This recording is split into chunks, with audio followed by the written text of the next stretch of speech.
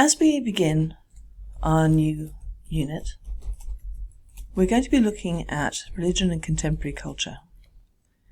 This website complements the textbook Exploring Religion and Ethics by Peter Goldberg. It has videos embedded and it will refer to different activities and the page numbers as they arise. Articles are there, embedded activities such as Edpuzzles, etc. But everything is accessible through the website. All resources need to be maintained in your OneNote, and even though there are tasks where we have Think, Pair, Share with these questions, I will be putting in a Flipgrid so that you are able to participate in the activity and respond to one another.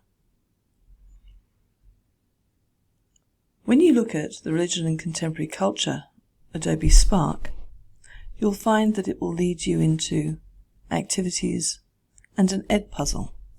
When you click on that Edpuzzle button, you'll go in and it will take you to, I just got rid of it. It will take you to this, far out.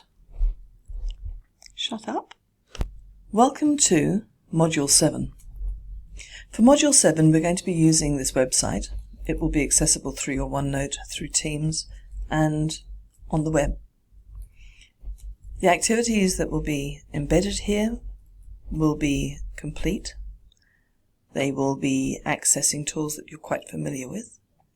You will also have video instructions at the beginning of each page so that you know what we're looking for, what our directions are, what our intentions are. You'll also be keeping all of your work in your OneNote Religion and Ethics class notebook. And generally speaking, you'll be maintaining contact with one another using Microsoft Office, but also, on occasion, Flipgrid. So to start off with, we're going to start with the question, or rather a few questions, and I want you to think about what you understand about religion. What do you understand about culture, and your own culture for that matter? How is your understanding of religion shaped by that culture? Or your subculture? Because often you operate within a subculture within youth that sees the world differently to adults. How does contemporary culture inform you? Because contemporary culture is shaping and shifting all the time, and it does tend to have some impact on the way we operate.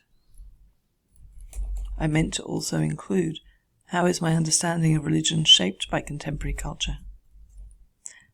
How does my background shape my response to and engagement with contemporary culture, and how might my ideas of religion and culture be expanded?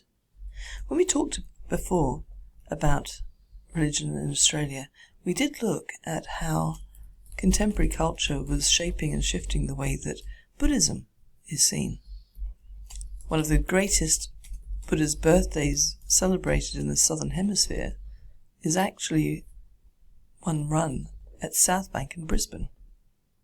So there are a number of questions that you're going to look at. You're going to think about them. You can dialogue with a friend via the OneNote pages or conversations, and you'll share your ideas. Now I'm going to create a Flipgrid here for you to access. The password will be Mrs. Bentley, capital M, capital B. I'll write that down. And you'll be able to share your ideas and respond to one another. It's also good evidence of you participating in your learning. The next thing you'll do is go to a page created for you on Adobe Spark, looking at religion and contemporary culture as an introduction. When we begin to explore anything new, we begin with what we know, what we observe about society, and then we're going to apply that to our knowledge of religious movements. So the first thing is to actually complete an Edpuzzle on youth, religion and spirituality by clicking this button. It takes you to an Edpuzzle, and as you'll see, along the bottom those dots are where there are questions. Record your answers in your OneNote. The video will play and it will stop at certain points. and you'll be asked to respond.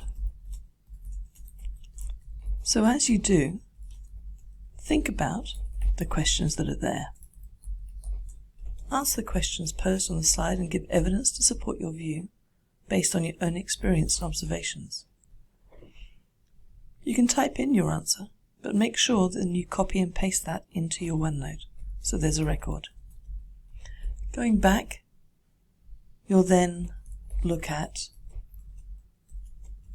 both religion, the secular and the sacred. There are both secular and religious groups, and again, in pairs, you can consider ordinary groups in society that you can identify from the pictures below and ask yourself the following questions. You can do this on a collaboration page created specifically for week 1. Put your name in there, and as we go through each new page, create a new page. And then you're going to have a look at a class discussion. This is a discussion that can take place in conversations. It's also a discussion that we might be able to have using Meetup. So, anticipate that you'll be invited to participate in activities using Microsoft and OneNote, particularly in terms of exploring the nature of religion, beliefs, and disbelief. All of your responses need to be maintained. You'll write a reflection that addresses the questions asked, and you'll think about what your thoughts and observations are about them. We'll compare them as they are at the beginning of the module with the answers that you come up with at the end, and look at the trajectory of your thinking. The second Adobe Spark page looks at the way that young people see the world and starts looking at some of the ultimate questions of meaning and purpose. You're going to complete a media audit, and you'll be able to do that independently, or you might choose to do it again together using Microsoft Meetups. You'll view the video and pause when it tells you to, and complete the tasks as they arise. There are some songs to listen to, and I want you to consider the important place of the media in the way we form our attitudes. We'll consider how we may be positioned to see the world, and also consider that the media makes an awful lot of money because it knows how to position us. There's then an article on religion and contemporary society. And that's the one I took you to, so I'll be taking that out. I'm just so clever. Not. Let me go back. So, forget that button, but read the following excerpts of the article below, and I will make collaboration pages for this. I have actually read the article onto a video which I will upload as well. So you have work to be doing. And once you've considered your reading, you're going to use the 4-level onion strategy. And we end with lesson 4, which is depictions of Christianity in the media. So I'm anticipating this page will probably take you anywhere between, probably 2 hours in total. And I will check the work at the end of the week and check in with you to make sure that you are travelling well, you understand the work you're doing, and that you're able to appreciate the important role you play in your learning and learning about the culture you currently live in. Look after yourselves. Take care.